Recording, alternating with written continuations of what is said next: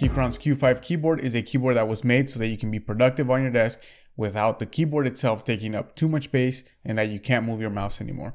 Now, for those of you that don't know, an 1800 keyboard layout means it's a full size, but it's a little bit more compact. You do lose that middle section of the page up, page down, delete, and the F13, but all of those buttons or keys are moved now up above the number pad, so you still have access to them. Now, having a number pad on your desk can have a huge benefit, especially if you work in spreadsheets or in data or anything that really requires you to type a lot of numbers. Having to find all of those number keys above all of the alphas can really be troublesome, so having a number pad is really helpful to be more productive and getting things done faster.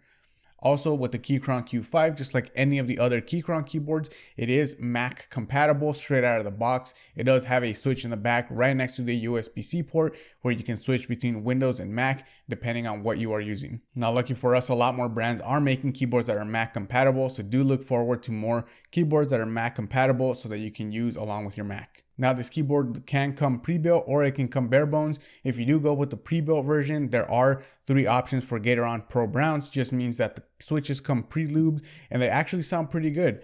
Now, I went with the bare bones version because I was going to switch the switches and also the keycaps. So I went with the bare bones version. But if you were going to get a pre-built one, this is roughly what it would sound like. I have Keychron Pro Browns on this keyboard as well as some YMDK Mac keycaps.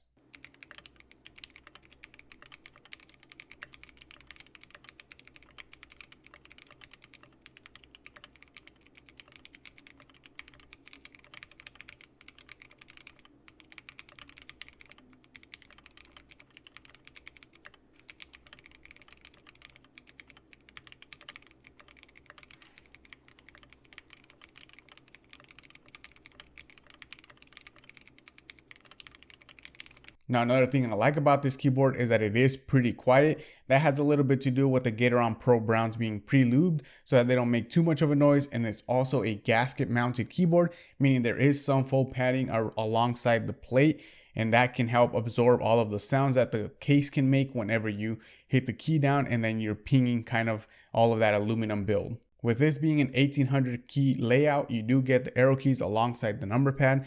And also, it's really great that the arrow keys are separate from the number pad as well as from the alphas.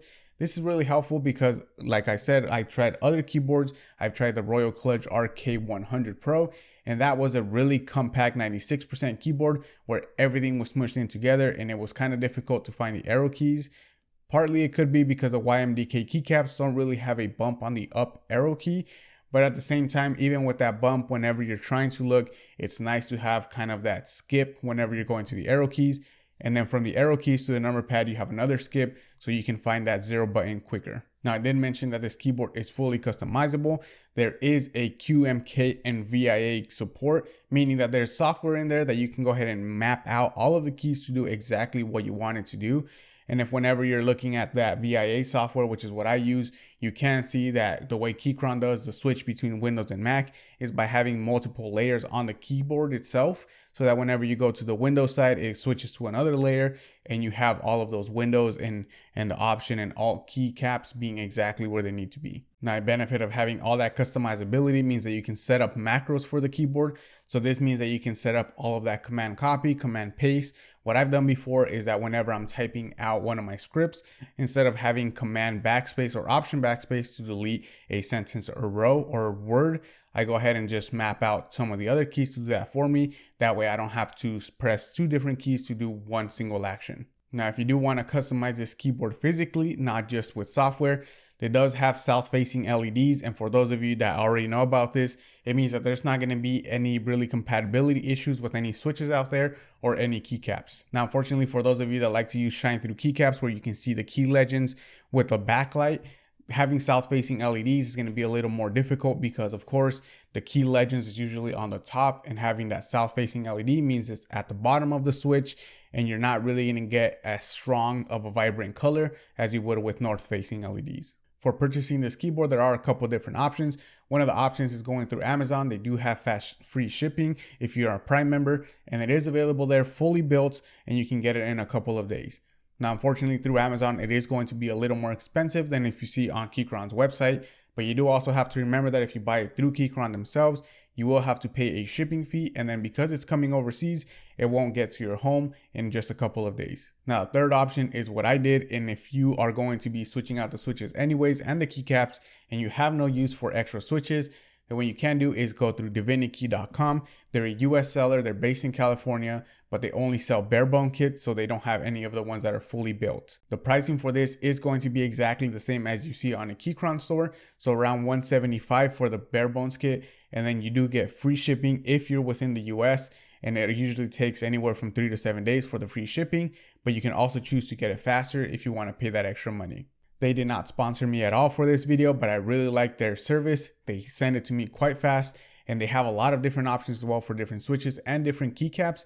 And like I mentioned, it is free shipping if you spend over $100, which honestly, a lot of the custom keyboards are going to be. So if you're going to get a custom keyboard and you need a kit and you're going to be switching it all out, you can just go through them, get free shipping within the US, and then you can get it within a couple of days as well. Now, a couple of things to keep in mind if you are looking to go the custom keyboard route. A lot of the keyboards are going to be wired only, just like this one is. There's no wireless connectivity, meaning you are going to need a USB-C port, or I guess a USB-C cord. Now, fortunately, a lot of these keyboards already come with one. But again, if you're looking for a minimal clean desk setup, you won't really be able to use a Bluetooth. You're going to need a cable. Now, if you are looking to get into more custom keyboards, just like I mentioned, a lot of them are wired. So if you can get a nice looking cable that you can set up on your desk and not really move it around a lot, you're going to really open up your options to a lot more keyboards because a lot of them are wired only. Now, another thing to keep in mind about this keyboard is that it is quite heavy, so portability is completely out of the question. This weighs at around 6 pounds, which honestly can get quite heavy. You definitely don't want to be that guy pulling it out at a coffee shop and setting it up. And then you also have to remember, because it is wired, you also have to take a wire with you. And the last thing is that if you are looking to build a keyboard or a custom keyboard from scratch, from a bare bones kit, remember that it is going to get quite expensive. Usually Keychron or any of these pre-built options are going to be the cheapest option to go. But as you're looking to upgrade more, switches can get more and more expensive, as well as keycaps if you're looking for something that has a specific design or has really great quality, or a lot of times it's both of those. Overall though, I think it's worth it, especially if you're someone that really types a lot and you're using your keyboard a lot. And like I've always mentioned, I think it's one of the most important parts of your desk setup, because it is the one thing that you use all the time, whether you're using it for gaming or you're using it to type on a spreadsheet. And even if you don't work on a spreadsheet, maybe you type a lot of words out, you do a lot of word processing, you want the keys to feel nice, you want them to be the way you want them to be, and you definitely don't want to fatigue your fingers if you're having long writing sessions. I'm going to be linking all of the products down below, as well as the different ways you can purchase a Keychron Q5. Let me know down in the comments, is this a keyboard that you're looking to get? Or are you someone that's going to stick with the scissor switch keyboard instead, and you're not really looking at custom keyboards? Thank you for watching, and I will catch you on the next one.